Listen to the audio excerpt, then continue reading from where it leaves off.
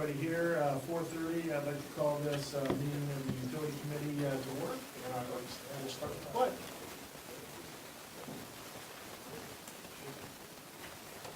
I pledge Allegiance to the flag of the United States of America and to the republic for which it stands, one nation, under God, indivisible, liberty and justice for all.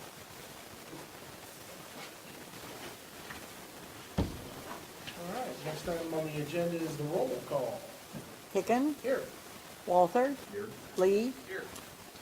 Well, thank everybody for coming out tonight. It was a fairly short notice, but the utility committee is lucky that we have kind of the ability to meet at odd times so I appreciate everybody coming out. With no further ado, Chris, why don't you tell us about the Mill Street Water Line project? Tim, I think we'll start off with a side note to the Mill Street Waterline project. I sent out an email while we were on site looking at the project, how things were going to go. We found a leak under 310 on the old 6-inch line. It is going into the new storm drain that was put in with the Main Street project. So it wasn't surfacing. I'm not sure how long the leak has been going on, but it is something I have to address before I can do this Mill Street project. So the first handout is just a little map of the area. The yellow star is where the leak is, we believe, as best I can tell. The two red squares, my plan is to come down on either side of Main Street, on Mill, along Main Street, and cut and cap the main as it goes under 310, and basically abandon it into place. Once I get those caps into place, I can turn the water back on and feed all the residents in that area, and that will isolate a old section of main that is leaking. I did talk with Jim Hay, our inspector, and he said during that project they saw a stub for a future connection that was not going to be used, and he described the cap that they used at the time as brick and mortar, not a modern style cap, and we believe that is where the leak's coming from. So that repair process is scheduled for Monday. We handed out notices today to the 7 residents that will be shut off to do that cut and cap work. And that notice is stapled to the back of it, very similar to the other notice. No boil alert will be needed. They will have air in their lines. It could be discolored from stirring up the old water mains when we turn them back on, but it's a one-day project and they should be back into service. That will adjust the Mill Street project plan. So the second little map is the adjusted plan. Originally, I was going to tie the 6 and 8-inch lines together at the east intersection of Main and Mill Street. After this, that line will be dead. There'll be no point in tying that in anymore in the future. So the new Mill Street plan will still be to transfer the 5 services over to the 8-inch C900 on the east side along Mill Street, and around the corner on Jefferson, at Jefferson and Mill, we will tie together the 6 and 8-inch line that exists in that area, allowing us to abandon the 6-inch line entirely that is on Mill Street, which is where most of our problems are. Question? Just a question on your Mill Street line west of Main. Yes. Will that be a dead-end line at that point? Yes, it will be a dead end line at that point. So my plan for that would be to, the house on the northwest corner has a connection from the Main Street water line project is waiting for him. So I would run him a new line to that connection. The southwest corner does not have any connection. We would have to bore under 310 to get to the water main on the east side of Main Street to give them water. And then I would abandon the section on West Mill Street all the way up to Wood, where I would stick a hydrant so that we could flush what would be a dead end there. Is there any water line on Wood? Does this line go up Wood? The line goes up to Wood and hangs a right and heads north of Wood Street, but there is nothing past Wood on Mill Street. So to eliminate a dead end would be a major water line extension. So I feel like the best alternative would be to get the customers off of the end of it and stick a hydrant at Wood Street where I could flush that line to prevent it from being a dead end until future water mains could be extended to the area. So it was a nice monkey wrench to find about 2 weeks before we started. That is true, that is true. That's true. I have a quick question. Can you, really quick, I think I realized, but can you take us through the adjusted Middle Street water line project? As I'm looking at this, I see service lines transferred, but I see two lines there. Is one of those the old line? Yes. So, sorry, the picture's not the greatest there, but the northernmost line is the 6-inch line that goes under Main Street and is broken, and that's what everybody's on now. The southernmost line is a newer, late 90s, 8-inch plastic line. Okay. That's what we're gonna tie everybody on to, and then that will be our water source through the area. And the other, all the other lines that we see on here aren't necessarily having work on it or anything. No. It's just being fed from the 6. Correct, correct. So the other lines in there, the red circles are how far back we have to go to get a valve in Old Town to shut down the water supply to that area. But the only work that's being done is on Mill Street, that section between Main and Jefferson. Mr. Walter? What, I believe there was a water line installed on Main Street in the new Main Street project. Yes. Which side of the street is that on? That is on the west side in the traffic lane. So just asking the question, instead of leaving, back on the dead end line again, Yeah. instead of leaving a dead end line on Mill, would it be possible to tie that into the new, at least put some type of service, even if it's a 2-inch line, a jumper or something, what I used to call a jumper, from the old line to the new line, to connect those two to essentially loop the line, It would be possible, it would be a, even out of a hydrant lead? Could we come out of a hydrant lead and jump over to it, in front of the hydrant valve? so you're talking about the intersection of, so where the line dead ends at Mill that I'm talking about cutting and capping, to get to a hydrant, you have to go north a little bit. It could be done, no matter where you tie in, you're gonna have to dig up 310 Main Street there to get to the new line. So it would almost make more sense just to come, if you gotta do it anyway, to come You're gonna do it to it. straight up and cut a T into. So it'd be a 10-inch T from the new line to a 6 to feed the old line. Yeah, that could be done to eliminate the dead end and continue with having a loop in that area. Not short term, but in the future, instead of going back to Wood Street and putting a hydrant in, you could do that. We're just trying to see which would be more problematic for you. Right, right. Obviously, a hydrant to be serviced and pumped out in the wintertime and do all those things with it to make sure it doesn't freeze and Right. cause a problem is more of an issue than, and so you're gonna put a regular hydrant or a 2-inch hydrant? So at that point, there are no other hydrants in that area, and it's a 6-inch line. I figured that I would put a regular, full-size hydrant. They are self-drainers, so we don't have to pump them out in the winter, which is nice, but it is a hydrant, it is a maintenance issue. But it would allow us to add a hydrant in that area. I didn't hear you say when the second part of the project would start. It may be on the flyer on the back. The phase 2 is still planned for the first week of April. The notices went out addressing a 2-week time period, which is more road closure, excavation work. If we run into no issues at all, no weather, no Murphy's Law, we think we can get it all done in 1 week, from Monday to Friday. Friday being a paving day, just to open the road back up. If we do run into issues and we have to push it into a second week, the plan for the weekend is to fill the excavations in with 304 gravel, open the road up for the weekend, but then of course we'd have to pull the gravel back out.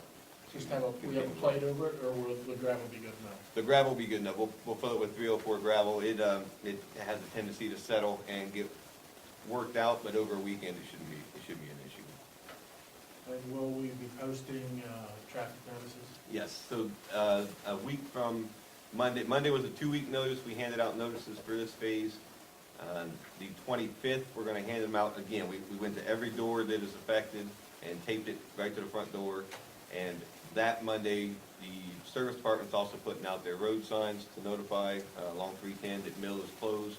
We'll put it on Facebook and notify fire, police, trash, schools that Mill will be shut down for 2 weeks with the hope of getting it all done in 1 week.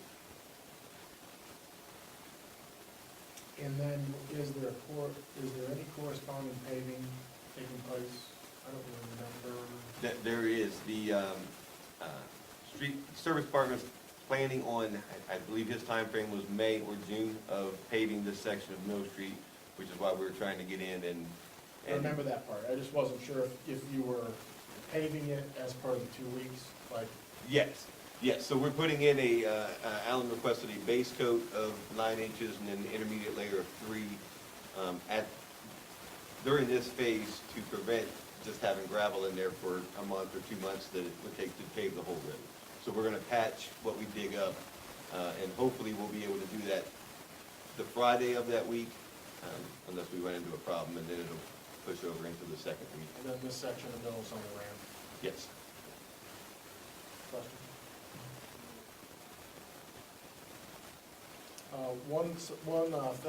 I always say this, being new, you may not do it, but that is Ward 4. So correspondence on this should include Suzanne Hicks. And I sent her a text that said we were gonna be talking about this. I thought she may be free to sit in the audience and listen. I'll probably go visit her because I have some stuff to drop off. And I'll try to give her a little bit of an update, but she might call you. Okay, Or any absolutely, one of yes, us, but anyway. I did not think to include her, so No, that's good. it's just a good to rule of know. thumb. It's, Yep, being at-large, it's one thing for, me, but I always want the work people to know, as I'm sure Mr. Lee appreciates. Any other questions on this subject? All right, thank you, Chris. Let's move on. next thing on the agenda is the water reclamation facility upgrade project update. So the EPA did issue us our exhibit, and as of the last council meeting, the resolution was passed to allow Hall to go into contact with the design. So the contract has been signed, waiting on approval for the PO, and then they're going to start the design phase. It still looks like we have enough time to get everything completed by the end of the year, in order to take advantage of that 0% interest loan that we were looking at. But, so as of right now, it is the beginning phase of the design. As soon as I get the PO, they're going to start and I don't know, I don't remember, what does EPA, is there a magic document that EPA says, send us your 107 that says they're hired, or? so at this point, they've been included with the entire application processes. They've been laid out as who the engineer is going to do the work. So the way the design loan portion works is reimbursement. So we write the PO out, and then monthly invoices will come from the engineer, and then we submit the invoice to the EPA, and then they cover that up to the amount of $129,260.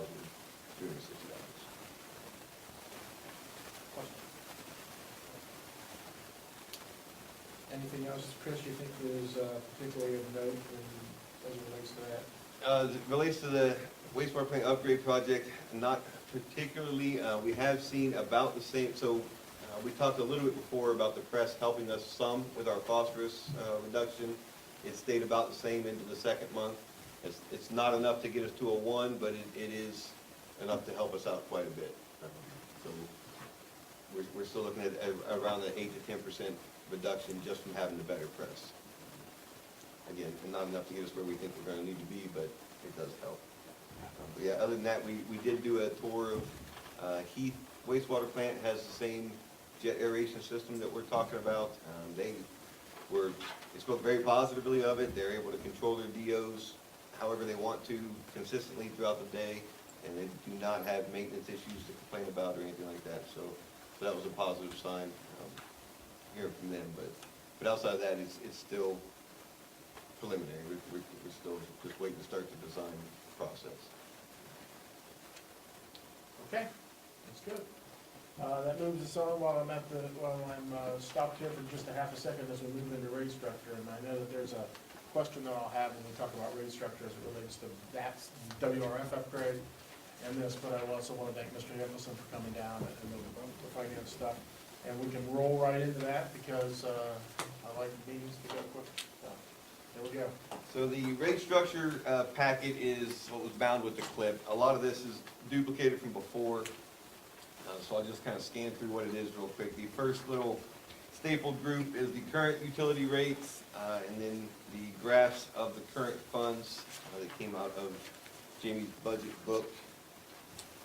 The next packet is the, as we discussed before, the EPA put out a survey about statewide averages.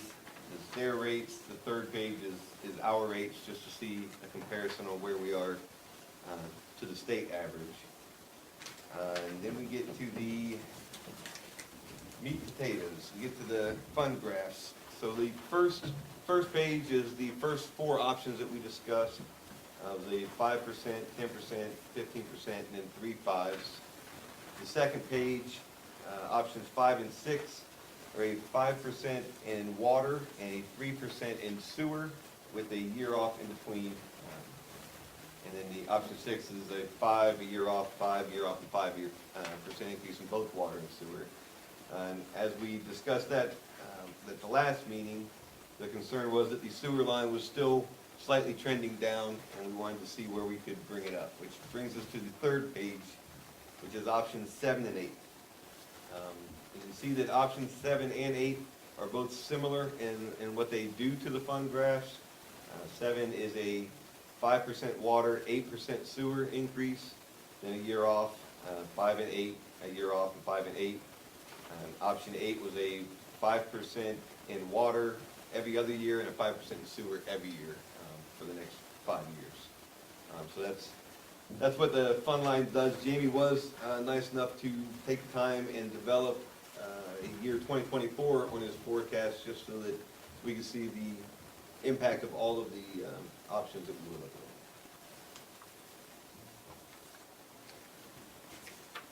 at. After that is a packet of, it's basically the numbers that correlate to those graphs. These are the carryover balances for each of the 8 options, and then what percentage of the budget that carryover represents.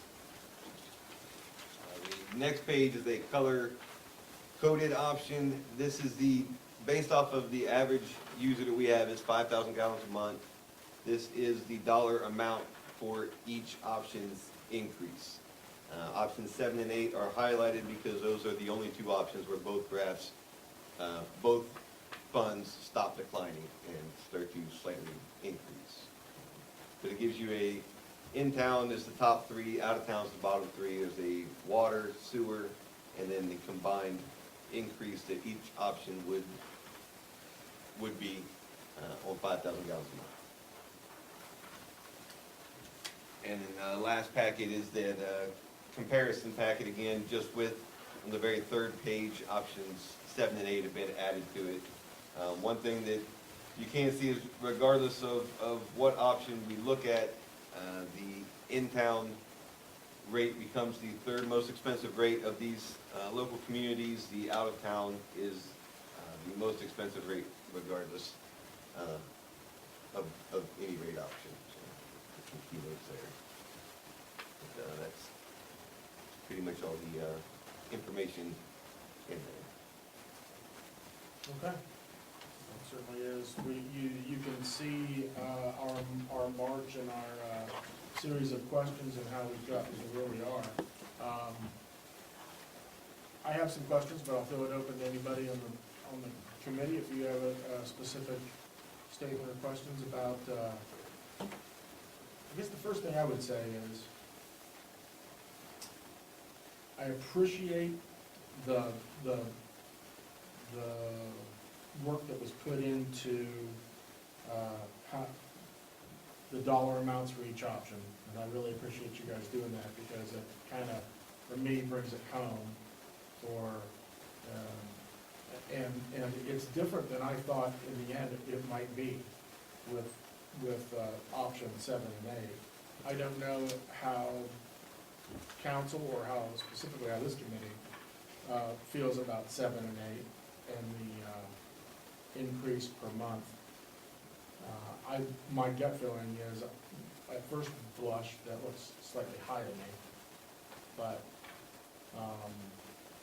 and I don't know, one of the questions that I had specifically, and I'm glad Mr. Nicholson's here. The first question I have is, as we were seeing the sewer rate go down in previous graphs, had we taken into account the budgeted amount of money that we were planning on spending on the sewer projects not being represented on, were they represented in that slope of the graph? I'm trying to remember, you're talking about the $1.4 million that we had, or the $1 million we had over the 2 years? Yes. I think the last time we left it was we put it at the 1.4 and the debt service on the 1.4 and took out the two 500s. Okay. So, was there a time frame that we chose on that debt service as a result of that? I was thinking 7 to 10, I thought. Okay, I mean, I don't know how the committee feels about it, but that was one of my concerns, or one of my, I think it may have been 7, because the 200 a year plus interest was kind of sticks in my mind. and after seeing these numbers, the other question that I have is, I think we all reckon, and I may be totally at odds with how the committee feels, so this is, as we look at that slope and we want to arrest that slope as it's going down, my question is, although that slope is going down, when you look at when you look at the horizontal axis that shows you how much you're carrying over essentially each year, right? The red line is significantly above the blue line. And even though it's on a downward slope, are we, where that is here on 2024 on either option 7 or option 8 is, for both of those funds, it's above $1 million. And I had forgotten what your rule of thumb was on what I mean, yeah, it's a downward slope, but if you're carrying over $1 million, is that okay? Or is that, no, you need 3? You know, the thing that's different from with utilities versus the police, the street, the general fund, those tend to be more operational in nature, and the costs, yeah, we may have to come up with some police cruisers, yeah, we may have to buy, you know, a dump truck or something, but they tend to be relatively, I'll say, modest investments in capital. Road projects, you know, we plan for those over the long term. And so we target 25 to 35% of that year's budget as the target range. So the carryover, in essence, 4 months or so of reserve. Utility's a unique beast in that, yeah, they have some of that, but you also have the risk of, you know, you drop a pump, and now you gotta go out and buy a new pump that's, you know, $200,000. So those can be big ticket items very, very quickly. And so we shoot for the target of 25 to 35 likewise for these funds, but ideally it'd be preferable to have it higher. And I think these percentages, you know, these may be a little, you know, like the water, you know, it looks like under option 7 and 8, water's running about 50 to 60. I think that, quite frankly, is a fairly comfortable number for me. You know, if you're going from 59 to 80 over the 5 years, we're probably charging too much relative to what we're spending, right? We're growing our balance rapidly as a percentage. I wouldn't want to see it go down, but this is pretty much staying in the 59 to 61% range. I think that's a pretty safe number without being, I don't think it's overly cautious or overly aggressive. So I'm comfortable with that. Sewer's a little different in the sense that, I mean, yeah, you're looking at 100 to 131%. You know, it might be a little high. Again, however, EPA comes in, the risk we run is EPA comes in and says, oh, guess what, you can't do this anymore, and in the next 2 years, you have to find a way to totally get rid of that or change it, like the phosphorus. And then when I was at Grandview, the risk we had was, you know, the combined sewers, the issue of the combined sewers, and you know, you had to pay for trunk lines to get down to the plant on the south side of Columbus. Well, Arlington, for example, is gonna be charged less because they're farther upstream. Well, everything rolled down, for example, to Grandview, so by the time you get Grandview, I mean, you've got all North Columbus, you know, and Upper Arlington going down into Grandview, so, you know, if you look at Grandview alone, you'd say, well, why does this small community have to have this huge pipe? Well, it's everything coming down. EPA is a big unknown sometimes, and, you know, and you guys know it, I mean, they can come in and want us to do something, so having a higher reserve, I think, is prudent. Now, whether that number should be 75, 80%, I mean, we can, you know, I think it's council's pleasure of what comfort level they have. Because again, you have to look at the odds. What are the odds EPA is gonna come in and say, we want you to undertake some initiative that's gonna cost you $500,000 or $1 million? If I could add to that, the I&I issue that we've talked about was addressed in our pre-permit inspection. Mr. Vandermeer from the EPA said that part of the permit is going to include coming up with a plan to address the groundwater getting into our sewer system. So, and addressing that is going to be a costly issue, lining the sewer line. So even though the fund is higher, it definitely will be needed to address the collection system moving forward. The other thing is, please keep in mind, though, that when Nate and I worked together to develop this budget, particularly the CIP, it was with the expectation that, looking, there's not much revenue there coming in the door, so there weren't a lot of large projects. You know, he just didn't submit them.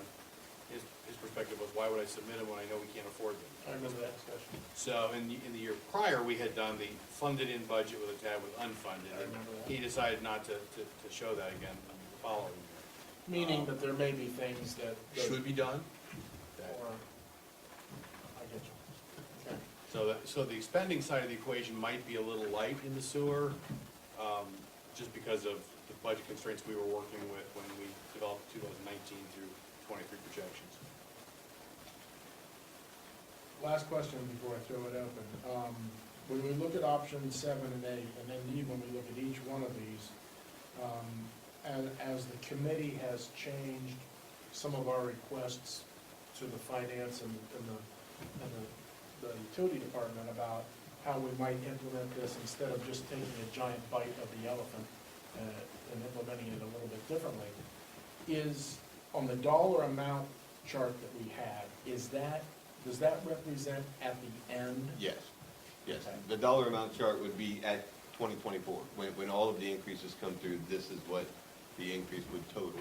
So so if I was speaking to somebody, for instance, and I was saying in option 7, for option 7, by 2024, your combined utility bill would be roughly $13.50 more. Yes. After 5 years. Yes. Yes. Okay. Throw it open to other questions. I'm sorry for, I don't know if those are some of you guys had or not, but. I've got a couple. Just because I'm fairly new to this whole water and sewer thing, what would, this is based off of 5,000 gallons, what would a normal in your household? Our average for our customers is 5,000. The EPA likes to throw 7 out as a usage. A large family will use 7, but our average bill, we have quite a few that use less than the minimum, then we have some large families. It works out to be about 5,000 gallons a month. This really helps. Thank you for doing this. It's kind of what I was looking for to really make my mind up, and I've sat here and studied it. And, you know, I think the last question that Tim asked was very important, because I think if you're telling somebody over, 4 or 5 years you're going to be paying $15, $20 more, it's not that hard of a sell, I don't think, and this is actually better than I thought it would be. I thought we were going to when I saw this. So, with that being said, I would fully support either 7 or 8. I think, in my opinion, that's the way to go. One or the other. Option 8 gives us a little bit more money, but if we're, as a committee or a council, set on giving the customers a year off, doing the 5-8, I'll go with that. I can get behind either one. Also, I know we've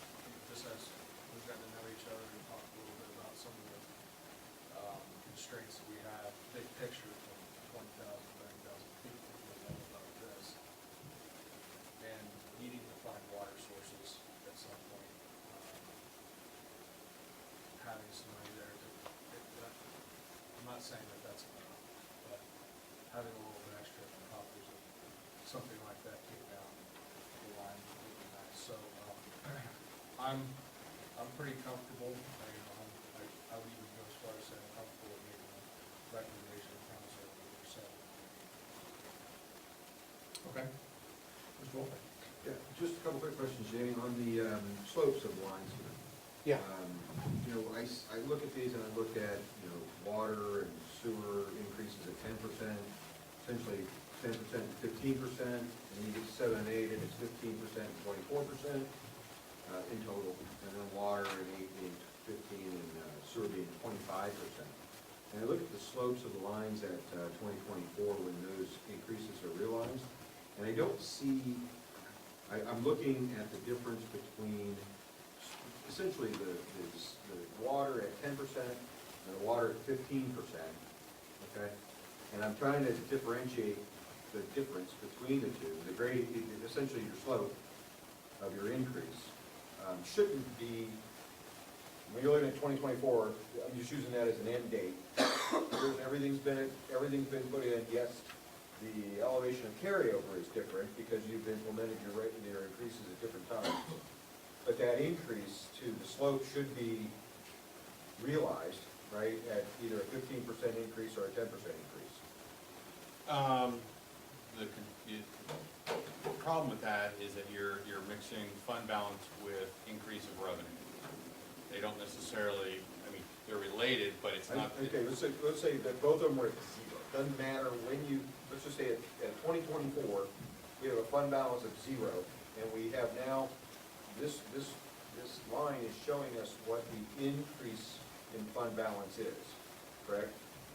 Or decrease. It's showing you the actual fund balance as of those end of years and those points. Okay, so if your expenditures are the same, right, and your revenue's changing, then it's either increasing or decreasing at a certain slope, right? The revenue is correct. Correct. So what I'm looking at is, let me just use water as an example. Water in option 4, you look at the slope on that one, that's a 10% increase. A 10% increase that's realized in, and then this one is 2023, and maybe that's the difference, because in the next one I'm looking at 2024 at a 15% increase in the water, and that was number 6. And then I go all the way out to number 8, and I look at water again at the 15% increase. And those slopes to me look like they're about the same. Well, yeah, if you look at 7 and 8, they're literally the same as They water. are literally the same because they're the same increases, they're just different timing. Right. Right? Well, no, water's going 5, 0, 5, 0, 5. Right. And It's just sewer's the difference. Right. 5, 6, 7, and 8, all the same as water. 25%. Right. So I guess what I'm asking is do you have any, I mean, maybe it's just an anomaly in the graph or something, but is there a reason why we're not seeing between a 10% slope and a 15% slope, why that increases in, revenue isn't showing a bigger increase at 15%? I'm just concerned that if we go with a 15% slope, I would certainly hope that our 15% increase, that our revenue is going to increase substantially faster than a 10%, correct? Correct, but remember the fund balance was originally projected based on spending was declining, so a chunk of that was bringing it back to 0. So it's not like it was a flat line and so we're doing 15% increase in revenue, so it's linearly up. It was originally projecting downward. Well, yeah, those where the percent dollars are different, yes, but if I understand your question, you would expect to see a slope if we raise the revenue by 15% to be a, you know, what would that be, probably a 6% grade, 6% Yeah, let's just grade. say it's a 15% slope versus a 10% slope. Right. You start at 0, and I just Right. didn't see that. But Same originally, thing- the fund balance was projected to have a negative slope, and so the 15% is fighting, I mean, it's having to push backwards up to 0, and so you're not gonna see as high of an increase, just because the expense projections had it going negative. But once the slope is in a positive direction, correct, then it should be relating increase in revenue based on, your slope is now past 0, right? As soon as it turns positive, it's no longer trying to overcome the decrease. Correct. And it's now increasing. So what I guess I'm saying is, in number 2 and number 4 and whatever they are, the ones that are showing a 10% on the water, those slopes are all starting to show increase as early as 2021. It looks like the slope is increasing slightly in 2019 in the option 2. So once we get over that negative, we're no longer fighting the decrease, we're now adding, everything's additive. So I'm just not seeing the slopes change tremendously. Between a 10 and a 15%. Is that because we're not really gaining that much between 10 and 15% in our increases? Because you still have the increased spending side of things, that's still a drag, I mean, it's still gonna be a drag on it. It's not, because expenditures are still projected to grow as well. So it, Right, that's gonna be another question of mine. I mean, right now, we're looking at one side of the equation. this, yeah, All we're looking at is revenue. correct. And we have yet, I don't think this committee's looked at the other side of the revenue, or the denominator. The initial graphs did, but I Yeah. was told there were too many lines, so, Right. so we simplified them. So, I mean, it's more complicated, and Tommy, I understand where you're at, and I'm just saying it's more complicated than just, okay, let's increase it by 10%, let's increase it by 15%. There's also a increase in spending that's occurring. Correct. That, so I think there's a balance between the two. If we don't look at both, then I don't think we're doing exactly what we're supposed to do. And I'm only bringing that, that's why I wanted to bring that up. I wanted to point that out, that in this graph, there's more happening than just, Oh, absolutely, absolutely, and the 2024, to be perfectly honest and truthful here, it is a swag. I mean, that we're talking a full 5 years out, and when I work with the department heads to build the 5-year, we build it at a very detailed level. I mean, even from body counts of, we have these employees, this is what their pay rates are gonna do, this is what our health insurance is going to do, utilities, supplies, materials, capital, and all, we build it at a very detailed level. 2024, given I had, a few hours to get it done, it was a much more back of the envelope kind of a thing. We made some assumptions. So bear in mind that 2024 is, best guess based on where we're at. the only thing I was trying to point out was this is more complicated. than Absolutely. just There's a lot of moving looking at parts, revenue. and, I appreciate that. and these graphs really do. We're not quite, I think there's more work, and I'm more than happy to roll up my sleeves and look at this and really kind of get into it, and really figure out the expenditure side of it too. What, for instance, I'll just ask the question, so we've got some expenditures that are changing, with the contracts that we're doing with Agrisland, for instance. That's an expenditure that has changed, that we can actually now say, that's no longer captured, savings, that's gonna be some expenditure. So, that may not be reflected in these codes, I wouldn't expect it to be reflected in here, but that's something we need to make sure we're evaluating. The other expenditures that we may not be taking 100% into account is, we're now doing some work to the planes. And reportedly, and I think with your insight too, this is gonna reduce the number of hours that certain people have to work doing something. So those should be savings and captured within the charts. This would be the time, I mean, we're actually, now that we're in the final stages of year-end stuff, we'll be done with those probably within the next month, 6 weeks. Then I really switch over to getting the tools ready for these guys, and we start working through the 2020 budget planning through 2024. And that's where a lot of that's gonna come in. We'll be sitting down with these guys, talking through, let's talk about your salaries, your wages, and what's going on with, your overtime. A good example of police. We budgeted increased level overtime just because we have a lot less officers on the job, so you have to increase your overtime estimates. In his salary models, we may pull the overtime down because we don't think we're gonna need as much overtime. Polymer, we may be able to reduce the polymer budget because of the new press, now, and again, there's so many pieces, parts, that, unfortunately, when it gets rolled up, you guys don't see it, but yeah, we do take that all into consideration as part of that process. So, and I will give this guy credit, coming in new, he's grabbed a hold of this stuff and is wanting to learn, so I feel very comfortable, working with Chris and the other directors to get the budget done. So, on the other side of this, that I'm gonna just ask the question, how realistic is it to say, so we should know what our increases are. So let's say for option 8, just use that one, so the sanitary's up by 25%. Our revenues up by 25%. What is our expenditure expectation to be increased by 2024 in option number 8? Is it 20%? Is it 10%?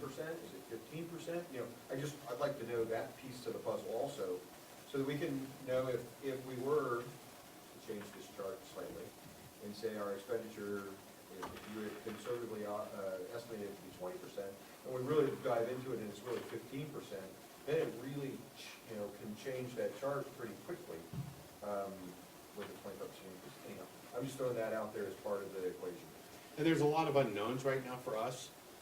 This summer, we're gonna be getting into collective bargaining negotiations with the steelworkers. And so that's gonna play a part in this as well.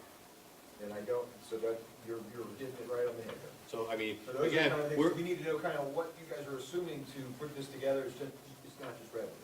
Right. So, okay, cool. One other quick, Yeah. and this one is quicker. Obviously, we heard Monday night, Southwest Lickey's gonna do a rate study. Is there any reason why we wouldn't participate with them in a rate study?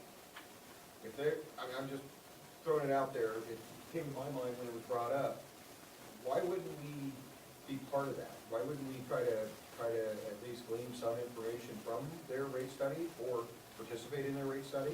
I would have no issue with that. I think that's something that, got a pretty good relationship with Southwest Lincoln. I don't think it would be an issue at all. And the other side of that coin is, we should know what their when they pull their debt reduction off, that changes this chart, it changes the evaluation of costs in the area. I think that's something valuable to know also. Now, I know we didn't get any definitive answers exactly. I knew you were going to. You're right. Because I specifically asked and it got no answer whatsoever. You tried, and I applaud you for doing that. Very good. But, if we're part of it, we'll get the information. That was the other side of it, but that's it. Mr. Lee? Yeah, I think it's a very, very good point. I guess I thought about it, not like that, so thought we didn't do well. I don't think this is, correct me if I'm wrong, time sensitive. So that's something we should know. With that being said, what do you guys, in response to Andy's question, how, I know 2024 says this way, but in response to what he asked, how comfortable are you guys with this, that you did factor into the things that he mentioned? Oh, very comfortable. And Nate and I built the 5-year projection. And so, for example, we factor in a certain percentage for wage increases annually, just as well as steps. So we know where Chris Sharrock at the time, when you were in your last job, he's here in the steps, so next year he gets a step to here, plus the wage scale goes up X%, right? So we build that on every employee. We build it in health insurance, probably on a 10% increase annually. Hope to have less, but conservatism, we budget there. A lot of the other stuff is based on maybe an inflation factor, 1 to 3% on a lot of things. Some specifically identifiable kind of things, so we know we're gonna get a new truck here and here, so then we throw those numbers in on top. So yeah, I mean, it's there's a lot of document assumptions. That's kind of what this stuff is. That's where the expenses were built. And so, yeah, we did build in those type of assumptions. And again, it's best, I hate to say best guess, but it's best guess based on where you're at and what you're seeing. One of the things that's helped us over the last few years is the fact that since 2014, we've been on the SSI VIP system. So we're able to look historically, what have we spent in these lines historically? So we kind of look at the trends. We say, okay, what did we spend last year? What did we spend year to date this year? What does this look like? Okay. And then you start doing some of the, okay, so this is chemicals, and that's where the polymer comes out of. Well, we know we're gonna buy a lot less polymer, so we'll knock off, $50,000 a year out of the chemicals line because we have less. Utility bill, electric bill might go down. So those were all baked into the 19 through 23 numbers, and literally it's on an account by account basis. I mean, we present to you for budget approval at a much higher level, but we manage it at a very specific line level, which allows us to manage the spending. So you have an office supplies, an operating supplies line, electric and gas line type of thing. So we were able to manage that and try to keep them, efficient. So yeah, so all those types of assumptions were built in, and, you know, if, we can always document those, and they're pretty straightforward. I always build in, on the utility side of things, on the revenue, for example, even in the 5-year forecast, there was typically between a 2 to 3% on average sort of consumption increase, figuring we're gonna get some new houses, maybe we get a new business, that, you know, that adds on actually additional consumption of water. Nothing huge, so if we get, you know, 200 homes, suddenly we get a lot more consumption, you know, that's a positive to the budget, right, the revenue budget. But we do build some of that in there as well. The one-time revenues, we try to not budget, just because you get a grant money in 1 year. Well, there's no guarantee you're gonna get grant money 2 years later or 3 years later. So unless we're pretty sure we're gonna get something, the one-time monies we typically don't plan for. So these tend to be the ongoing things. So we've got a pretty good history behind us, so we can kind of see where everything's been running. So let me ask this, and, that's good info, I appreciate that. With that being said, and with what Andy brought up, and all that, kind of wrapping that as one, do you guys think, if you took this back, is there more detail to what he's referring to that you could put into it than what you already have? Because there's always gonna be unknowns.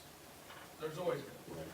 There's always gonna be that one thing that we can't factor. So, is it, do you guys think that it's worth another look, or do you think you've got it where you're comfortable that we could proceed to push this to council? Or do we need to go back and look deeper? That's something I need to hear from you guys. The expense side, regardless of the scenario 1 through 8 that was presented, the expense side didn't change. And I mean, it's the same expense projections that we built in the 5-year projection plus adding on 2024. So for all intents and purposes, you know, that didn't change. The revenue is the only side of the coin that did change. And you know, so we looked at that. And so basically, literally, you know, since we start with the beginning fund balance, we know what the spending is every year. We modify the revenue, what does the fund balance look like each year? That's where the graphs came from. Personally, I'm comfortable with where these are. I'd be happy to kind of go back through the models and look at, so I can quantify, you know, just at least some high-level stuff.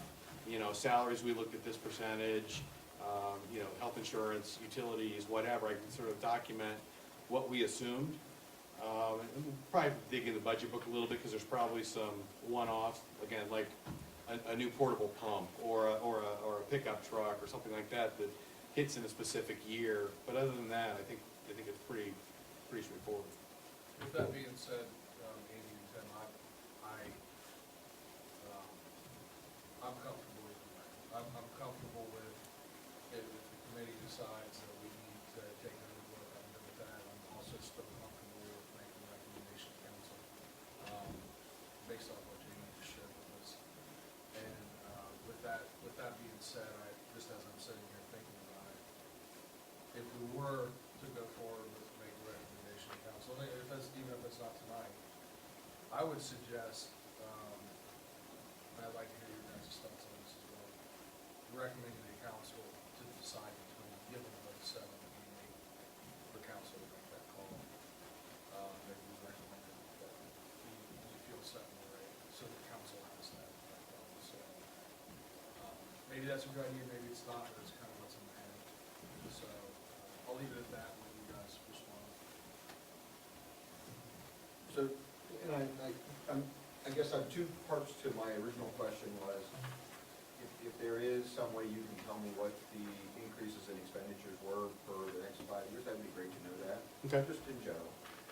You know, we've had some pretty good sized projects in the last year that should reduce. On a lot of those, the capital side. You're gonna capture those when you go back to your expenditures. That's what I wanted to try to make a point to. You know, first of all, we put in some variable pumps that we are gonna increase, we're gonna decrease our electric on.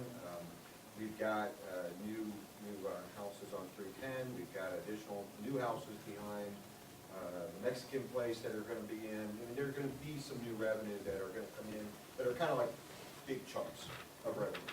The multifamily in both of those locations are gonna give you new services, multiple new services, rather than just a couple houses. Those are, and I guess like, the reason why I'm asking this for this detail is, I think it is an important differential between a 15% increase and a 10% increase on water side, for instance, or a 25% increase in sanitary overall, or a 18% increase in sanitary overall. I'm trying to get it honed in a little bit so that we, A, can defend it, and B, we haven't over increased, or under increased. Jim, you brought it up exactly. Another issue on the expenditure side is the negotiations on union stuff. So we know that those are a couple things that we've got to really maybe pull out of the standard 1, 2, 5, 6, 7% increases and really look at to say, okay, what's happening here? Exactly. That's the only thing I was bringing up. Before I want to make a recommendation one way or the other, or before I would even ask council to say, well, you guys, we think it's somewhere in this range, let's pick one, or not pick one, because we're a little more than that. Just a little bit more detail on that. That's So, what I want. and I guess where I was at, and actually Andy just answered the one question that I had as a result of what he asked, which was, do you need to see, how much of that do you need to see before you, as a committee member, feel comfortable going to council and saying, us as a committee? And part of me says that I know there's a little bit of impetus to have council have this discussion, because the rollout period before essentially January, which is when the first rate increase would take place, or a rate increase, depending on which one's chosen. Last time, I think, that we rolled out an increase, we almost had a full year, and we still had people going, what do you mean? So I know that the administration wants to begin that process. I don't know, Chris, you're pretty frank in what you say. I don't know that today absolutely has to be we choose this right now. I don't think we're at that point. So but what I don't want to do is I would not want it to be bogged down where as a result of us waiting for this, we can't get that information until like September or something. That would be a problem. So my question, kind of pivoting from that is that something that is relatively easy for you guys to produce and get out? Or are there weird nebulous questions that can't be answered? Are we asking for something or can those things be put in there and sent out to the three of us and let us look at it, so at the next meeting, we're ready to make a determination on it? Looking at the expense side of things, it won't take me long. I can go through the models and pull out, because in the models, I built it as a formula, so it's like the prior year plus 2.5% or whatever it is, so I can pretty easily see, and I can highlight this, just summarize those on a yearly basis, that we're looking at wages here and benefits and then other categories and what you're seeing spending wise. As far as communication, this will be done by ordinance, I believe. So, you've got basically a month and a half plus 30 days, so you're talking 2.5 months for it to be officially in place, right? I don't know, obviously you can do stuffings into the bills. I don't know about most people, but I tend to just pull the bill out and throw the envelope with the stuffer away. So, obviously we're going to have to do some other communication methods, and I don't know what the best method is, whether it's social media. And I'm thinking about everything from, to be honest with you, I'd probably want something at the street fair. I'd want something that goes out in the bills, and probably a website. But, I would think that if that's something you can, get to us and let us digest it, would that meet some of your? Yeah, I think that, Jay, the items that I kind of put out there, I can think of 6, maybe 7 items that I would look at explicitly on the expenditure side that I think are substantial. And maybe on the revenue side only because of the additional Revenue's easy, just Yeah. because utility, unlike the other funds, this is 98%, 99% of the fund's revenue.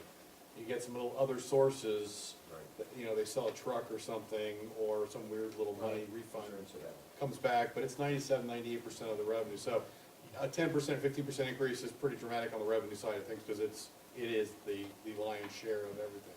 Spending, yeah, is a little different, and so I can summarize those, give you some numbers over each of the 5 years, so you can look cumulatively as well. Bearing in mind that some of the things that we just implemented won't be reflected in the spending until we do the budget starting in June and July, such as getting this new press online. Now that it's online, now we'll have a better idea what the utility charges are gonna be, like the electric bill, right? So we can factor that into the 20 budget, and so. We had some projections in that, I think, right? I mean, I don't we had a recall, good idea. Nate may have, but I don't recall. You know, a lot of pieces, parts, a lot of moving parts, so I don't remember. There were a lot of those kinds of initiatives, and so I just, you know, when we sit down and go through all that, I think we'll have a better idea. And at the two of you, I also want to just be clear, taking this extra step, a warranted one, doesn't give you incredible heartburn or fear, like we're. To be honest with you, I'm gonna lean on Jamie quite a bit. I like how he leans back. I don't mean from that But, perspective, Chris, I mean from the perspective of Tom. So I think I definitely wanna have, ideally I would have at least 6 months of those billing stuffers going in, because just like Jamie said, 4 to 5 of them are getting thrown right in the trash can. Maybe somebody looks at it, and then that would also give us time to put it on Facebook, but We're still in that window. a lot of our customers aren't gonna be checking Facebook, need word of mouth to get around, that kind of thing. So I think a 6-month window would be a minimal comfort level, but like you said, we still have time Yeah. to hit that 6-month window. Okay. And you could do something like. Clear, I just wanna make sure what I'm talking about, guys, is, so this one, you guys did this revenue, red and white or red and blue. If this were to continue out in a projected, yearly revenue, so you've got a 2012 to 2018, right? You could show that as just kind of an understanding, so we can see percentages, instead of necessarily, I'm looking at it, and I can kind of guess, 40%, 2%, 5%, I can see the difference between the two, but it doesn't give me, when I look at expenditures, what I'm concerned about is that we don't really know what your expenditure increase is in a yearly manner, essentially, because it's just, it's a little bit more erratic. And that can be difficult to predict, going back to what Jamie was saying earlier, that a lot of projects in the past have been avoided because there was no money. So the expenditures could go up if there were more funds available. And some of I them was were gonna good. qualify that by saying, so we see erratic, but then we see pretty normalized, what I think is pretty normalized, maybe 16, 17, and 18, look pretty normalized. I mean, there isn't any big projects there. If we just, maybe that would help a little bit. That'd be one item, and then the second item would be just knowing that you guys have gone back and looked at the other side of the equation, really tightened it down and said, okay, we understand what the expenditures are for the next 5 years, as best we can guess, with the changes that we've made, not only to pumps and electric, and working with Scott to understand what's been built in 19, or what's been built in 18 and 19 that we haven't seen yet, really, for our model to be put into the revenue side. I just would hate to go, I personally would hate to go to council and say, as a utility commission, say, well, 25% is what we want. And then 2 years later, we've got this tremendous, not a bad thing for some places if we've cut expenditures or whatever, but we've got this tremendous what do you guys call it, our carryover. And how do we justify that to the people that we're charging more money to? I just want to be careful of that. And at the same time, or it's still too small, and now we gotta go back and whoops, we didn't get it right. I'm just trying to make sure we're really sure, from both sides, that's all. As it goes to Tommy's question, or his statement, I can tell you right now that I'm a fan of bump it, give people a year off, bump it, give people a year off, in just how I feel. I mean, I think lessens the shock. I think it shows that we legitimately didn't ask for all 15 here, you know, because we took the time to look at how we might roll it out and therefore charge the citizens less. With that said, I think offering them 7 and 8 as options is something we could talk about and I'd be in favor of. I also think that rollout to council will come with a little bit more than just hand them a graph at a council night. Probably something from you and I that gives them a little bit of background so that everybody on council, some people on council were on the utility committee last year, so their curve will be less, their learning curve will be less, but some people don't necessarily know about it. And kind of a little bit of a history, having them get a little bit of a history via email that says, we looked at these, now and then we tweaked it, and we're kind of at these options, and these are the options that are gonna be presented to council with the expectation that council would make a determination as to why. So, I'm gonna echo that, Tim, I agree with you. I'm probably more in the favor of 6 rather than 7 or 8, but that's just me, I'm on the, I looked at 6 hard. And that's why I wanna kinda look to see, just to really make sure that we are 100% sure on our expenditures, and if everything, Jamie, if you come back and say, yep, we were right on the money, and you know what, or you came back and said, you know what, 6 doesn't work, because we went back and we looked at expenditures and they're actually a little bit higher, then you throw 6 out, and you say, well, now it's more, you know, it's leaning towards 7 and 8 to look at. That's where I'm right on the fence on it. I'm fine with all of that. I didn't know we needed to get more info, and in this case, you're good with 6 months. I was gonna mention that, one thing I saw, and I just happened to see it, it was an invoice that I got at work. They actually, because I did the same thing,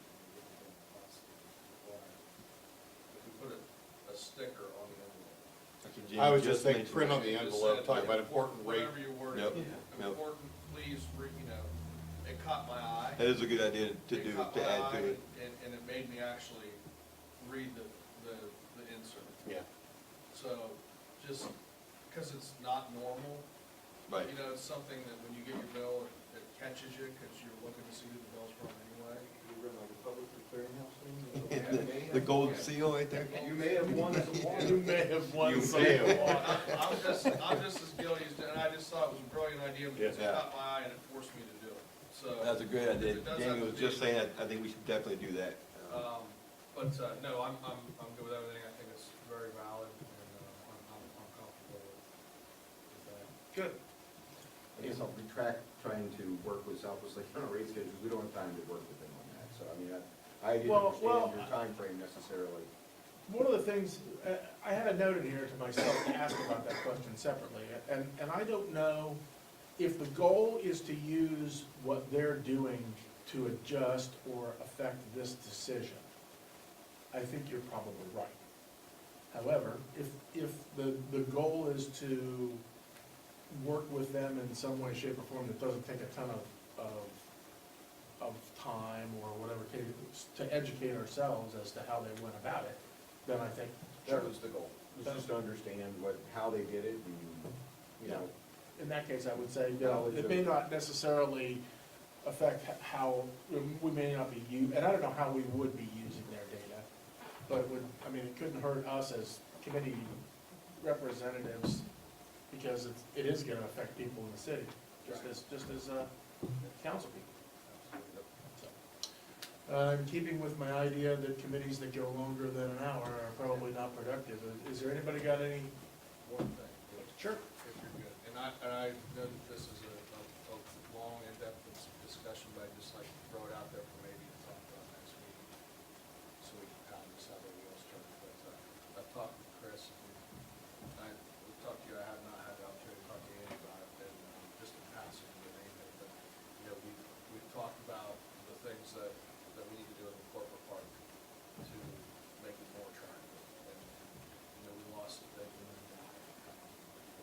We've identified, I think, you know, pretty solidly that the compensation agreement part of the school would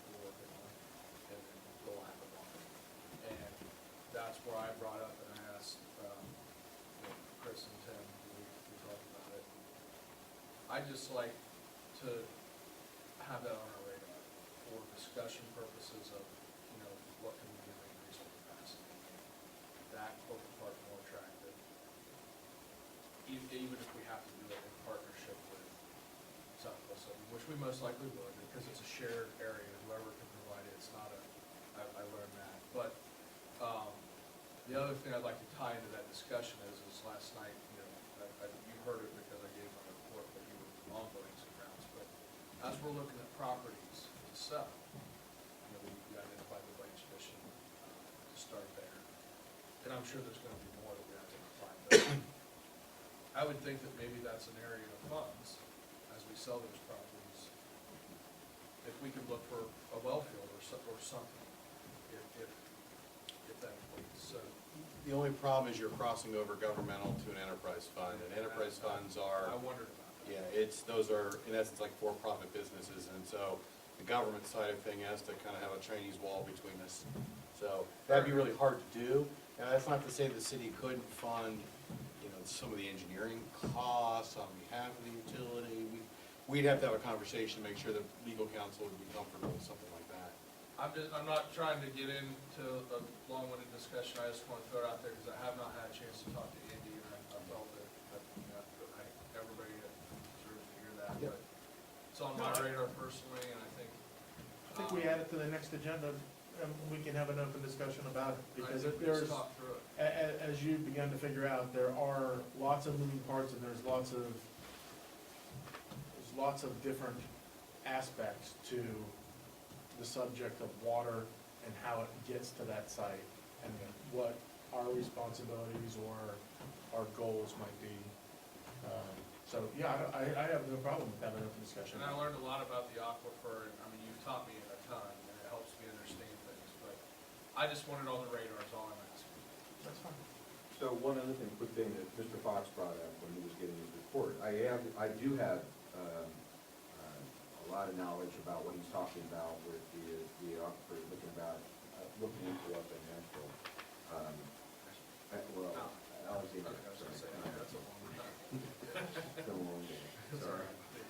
I just want to be 100% open with this. I brought this to Nate originally when a opportunity presented itself, so that this aquifer, this very large aquifer, would be available to service western Lincoln County.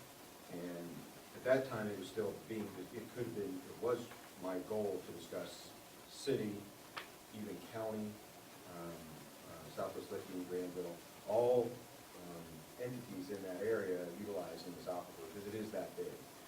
And Nate at that time said he wasn't interested, didn't think it would work for us. So again, this hasn't been settled yet, and if that is something that the city wants to do, I certainly would love to see this be something that solves problems that you just mentioned for western Lincoln County. So throwing that out on the table. Yeah. Well, making sure everybody here knows that. Well, I think that's. I'm very curious about that, yeah. Yeah. Maybe, again, I know we're crunched for time. And I believe Nate and. Actually, I'm not, If I know you have someplace to get, because you got kids going to Washington meeting DC and 6:30. stuff. I've got a few minutes, but again, I didn't want to get, No, I think it, so, we can talk about all that. I remember previously having a discussion that talked about, you know, do you want to go north, do you want to look for water, do you think that the aquifer services the people that you have and that you will be servicing? But as always, why not look, you know, like you said, why not look at it and Yeah, absolutely, yeah. be part of a discussion? So, it's huge, in my opinion, from the little information I have, it's the sole reason we lost our community. And I like to think proactive, and we talked about this, and we never talked about this topic, but this in general. I think that it's our duty, since we know the two areas that we fail in, that we step up and find a solution to it, so the next time we don't really get it. And I think that starts here on the utilities committee, and I think it's also what Tim and I are working on with the school, and Jamie are working on with the school. So we get those two puzzle pieces plugged in there. I think that that's just my. To be discussed at a future meeting. And I'm glad to share, Chris. with you I would love to get the exact together same and- information that, yeah. that I had presented to Nate. Yeah. Andy, I'm curious, is that something we could do, we could partner with them on, or? Well, I will, we've gone, I won't say we're all the way down the road, but we're down the road with Southwest Lake Water. You know, I originally presented the idea that this would be something that commissioners would be involved in, that Southwest Lake and Caswell, the surrounding areas, because essentially, there isn't any good water source up there that is being utilized, and one that has this much volume to it. So, yeah, I think that it can be brought back up. If the city is interested in it, I absolutely would want to bring it back up and say, this is something that should be partnered. Because I will say that Southwest Licking is all over it. I mean, they are very, very interested in it, so. Yeah, I'm Between now and definitely the next interested. meeting, can we see what a roadmap for that partnership looks like, or, What I'd like to propose would be, I feel like I would be remiss if I didn't invite either Lee or Mike back into the conversation and let them know that this has been brought back up to the city now that there's been a change in administration for the utilities. I think that's worthwhile. I would absolutely want to bring that up to them. I'd wanna see thinking about, I mean, looking at the concept, and then I'd wanna see exactly what we're talking I think that's what I'm asking. about. That's, Yeah, I'm partnering behind with you all them day, now, yeah. I don't know if that, I think I don't wanna speak ignorantly on it, so I won't. I wanna make sure that I know what we're talking about before we begin to, but, you So want- duplicating pipes is not a good idea. Duplicating the way you get the water down to but you can bring the water to a facility and split at that point to one water plant and then to another water plant. And if there, let's just say a balance of, let's just say there's 2 million gallons a day available. You know, city might want 800,000 of it, the other one might want 1.2. Whatever the case may be, you can split it at that point. You share the cost of pumping it, and you percentage-wise share it at that point. It's just a volume of water that you're sharing. No, I don't think you're discussing a cooperative of finished water. No, all that part, I know. What I'm talking about is, I totally agree, it makes no sense to run duplicate pipes. The pipes are, you're right, Southwest Licking is running after that. I think that they're running after it at the behest of the county commissioners. I think that the question for me that we'll ultimately have to get to is, number one, do we need the water? You know, is it, given what we see as a service area, is that make sense? Number two, does it make sense to have it anyway because of the shape of our aquifer? Does it make sense to have that backup water supply, if that's what you want to call it? Call it a reserve. Yeah, a reserve. And then ultimately, you know, where you really get to where the rubber meets the road is the way that the two utilities work is profoundly different. And I'd want to see where, you know, what Southwest Licking Sewer and Water would want to be in that partnership. Again, it was never explored, so I don't know those answers. I will see some things. I will too, but I do have a lot of questions. As do I. It's pretty cool fact. I don't know if I knew that or not, so thank you. Well, I will just leave it at this, I would hope that maybe, if there was some potential, some partnership opportunities that are much needed. I'll tell you that And I'll leave it at that. I'll tell you, that those are the initial thoughts also. So, okay. With that, I'll entertain a motion to adjourn. Catherine, on the roll. Hicken, Yes. Walther, Yes. Lee, I gotta Thanks, roll. Chris. See y'all. Thank you again, Jamie. No problem. Thanks, Steve. I appreciate that. Huh? Yeah. Good luck.